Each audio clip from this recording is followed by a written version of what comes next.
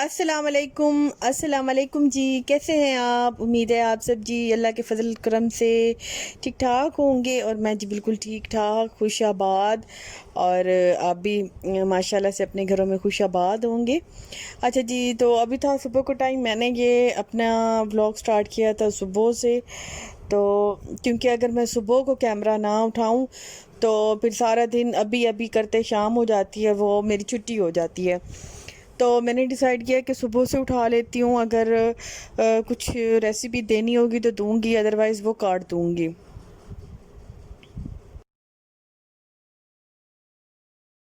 अच्छा जी, तो सुबह सुबह था, अम्मी का दिल था कि बेसनी रोटी बना लेते हैं। कि अम्मी जो है ना सुबह वो अंडा भी नहीं खाती और चने भी इतनी शौक से नहीं खाती। अच्छा, चनों से मुझे याद आया है कि मेरी एक सिस्टर है, उनका नाम आई थिंक खोखर एंड में एहसन खोखर के नाम से उनकी है आईडी। अगर मैं भूल नहीं रही, गलती पे नहीं हूँ तो मुल्तान की है। उनके भाई ने काम स्टार्ट किया है इधर शाह शम्स पार्क के सामने चने लगाने का। इंशाल्लाह मैं मंगाऊंगी, आपको दिखाऊंगी कि उन्होंने कैसे चने मतलब लगाए हैं बेचने के लिए।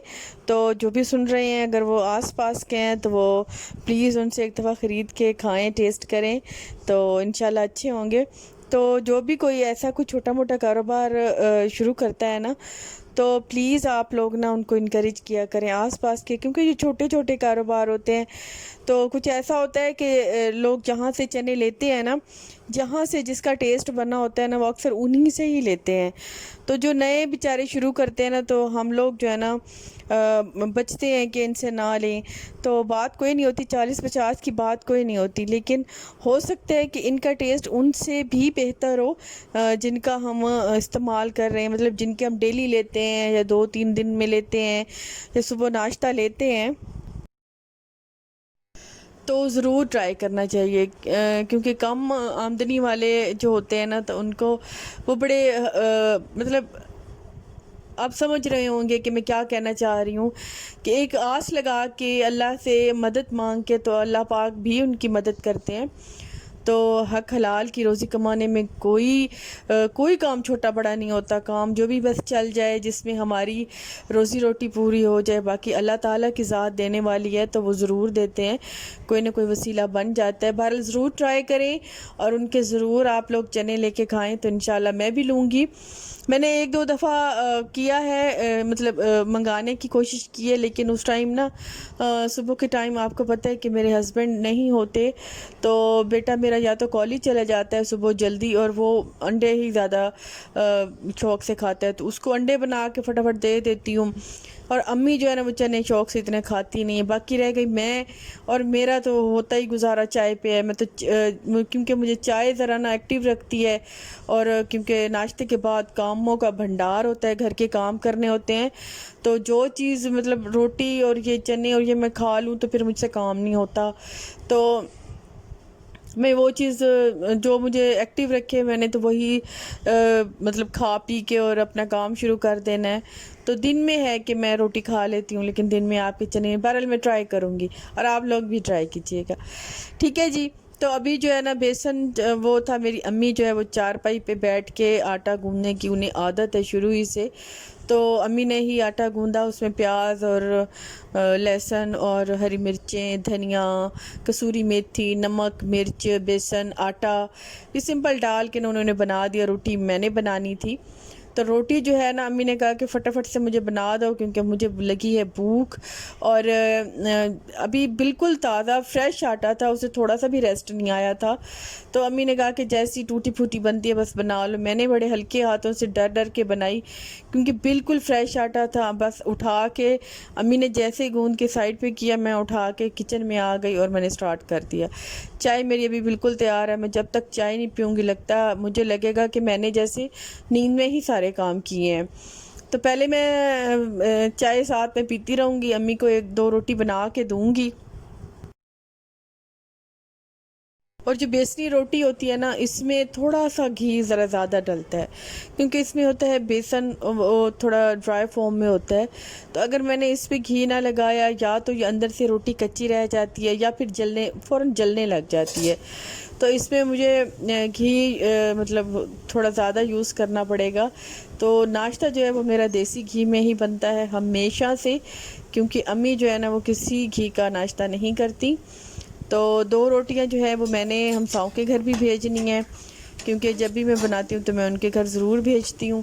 2 रोटियां उनके लिए बना लूँगी, 1-2 अम्मी के लिए बना लूँगी, 1 कप चाय बना लूँगी। बस जी मेरा नाश्ता तो हो गया कंप्लीट।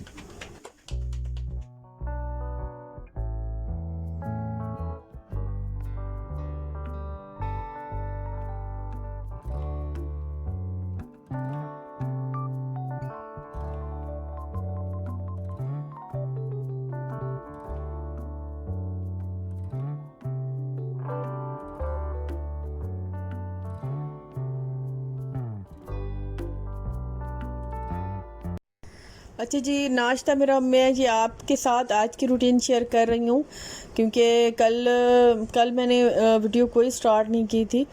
तो असल में दिन में मेरे मेहमान भी कुछ आ गए थे, तो उनके लिए तो मैंने वही कोक और समोसे वगैरह बनाए, क्योंकि काम अभी कर ही रही थी तो आई तो घर में ऐसा कुछ भी नहीं पड़ा था। तो नादी के घर से भी सालन आ गया था, तो सालन भी मैंने कुछ भी नहीं बनाया। तो शाम की बना रही थी मैं चाय, और शाम की चाय के साथ कुछ भी नहीं था खाने को। तो शाम की चाय के साथ मेरे हस्बैंड भी आ गए थे, आज ही घर आए हैं। तो संडे था तो उन्होंने कहा कि चलो घर से हो लेते हैं। तो फिर मैंने चाय के साथ ना वो आलू रखे थे, तो 2 आलू बॉईल करके ना मैंने सोचा कि आलू की पूरी बना लेती हूँ जल्दी जल्दी चाय के साथ। तो ये चाय के साथ ना बड़ी मज़े चटपटी लगती है, इसके साथ सिंपल सी चटनी बना लूँगी मैं। तो आलू जो थे 3-4 वो मैंने अच्छे से इतने बॉईल किए थे कि उसमें आलू में कोई कच्चापन या कोई गुठली रहने का कोई खदशा नहीं था। बिल्कुल अच्छे से मैश, मैंने हाथ से बिल्कुल अच्छे से मैश कर लिए थे।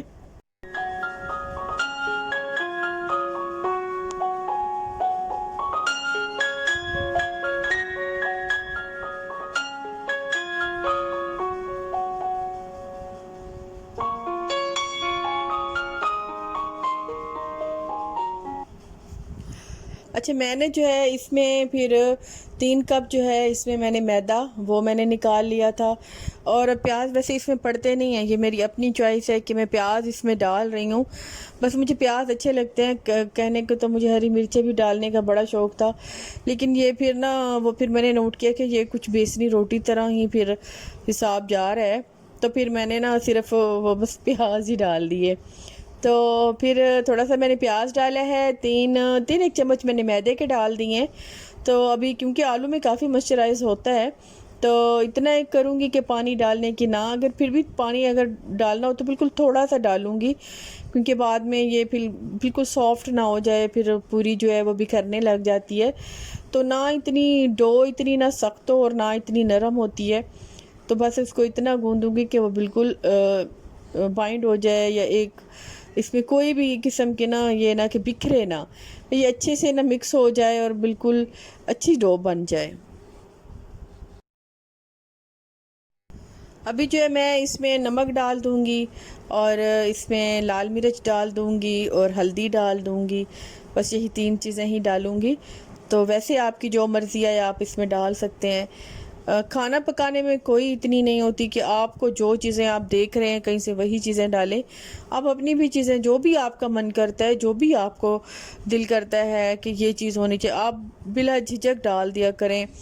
कुछ लोग होते हैं कि जैसे रेसिपी होती है वैसी बना लेते हैं, ऐसा नहीं करते। आप जैसे आपका दिल हो ना, आप बिल्कुल दिल खोल के पकाया करें खाना।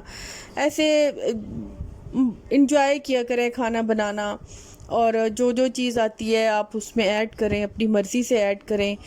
कसम से आपका ना खाने में इतना टेस्ट आएगा। आप डर के अगर कोई चीज़ मसाला यूज़ करेंगी या डर के कोई चीज़ यूज़ करेंगी तो वो फिर इतना नहीं होता। आप इंजॉय करके पकाएं, इंशाल्लाह खाने में ज़रूर टेस्ट आ जाता है।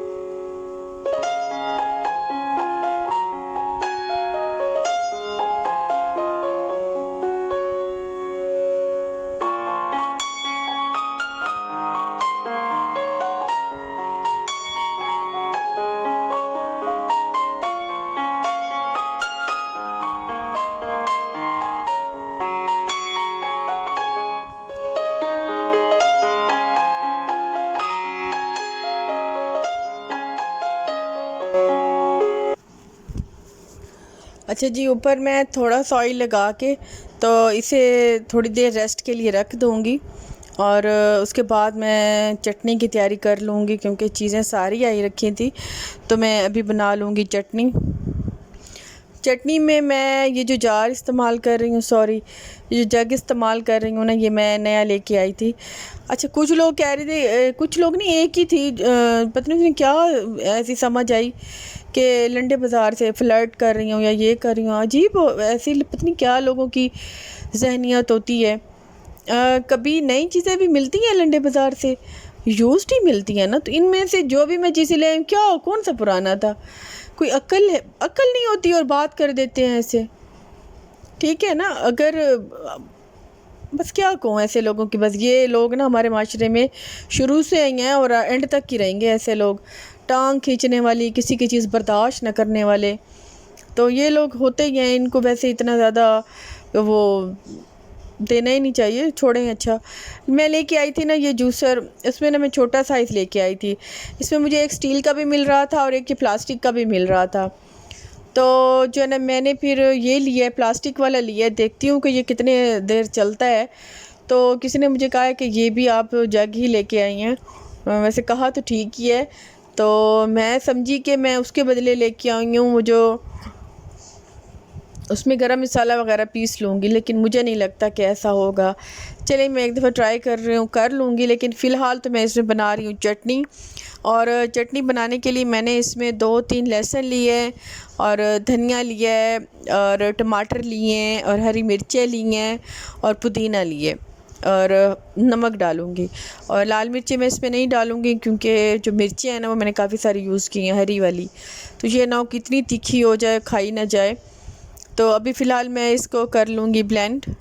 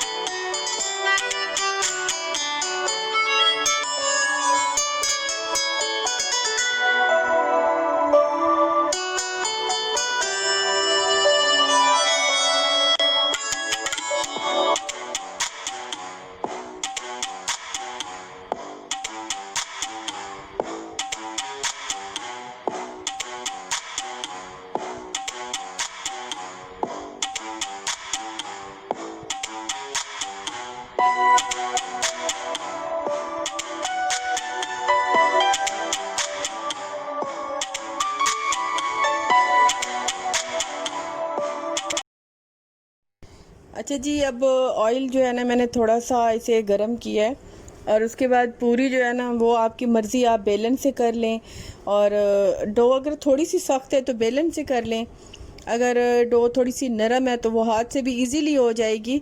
तो मेरी तो डो इतनी ज़्यादा सख्त नहीं थी, क्योंकि सख्त से ना वो पूरी थोड़ी हार्ड हो जाएगी।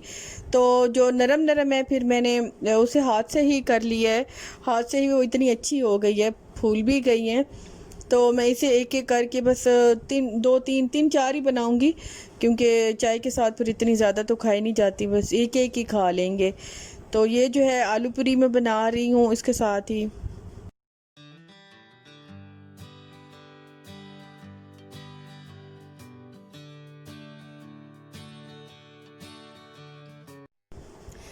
लेकिन ये है कि इसको अच्छे से दबा दबा के और फ्राई करना है, बहुत अच्छे से फ्राई करूँगी, क्योंकि ये अंदर से बिल्कुल ही पक जाए, कच्ची बिल्कुल ना रहे, क्योंकि इसमें मैदा है और आलू हैं। तो वो आलू तो खैर पहले ही पके हुए हैं, तो मैदा जो है वो कच्चा ना रह जाए, तो इसे मैं बिल्कुल अच्छे से पकाऊंगी। ये माशाल्लाह से इतनी अच्छी टेस्ट में इतनी अच्छी बनी थी, मज़े की। अगर चाय के साथ कुछ भी ना हो ना, तो इसी को अगर बना लें चाय के साथ, तो भी चाय का मज़ा दोबाला हो जाता है।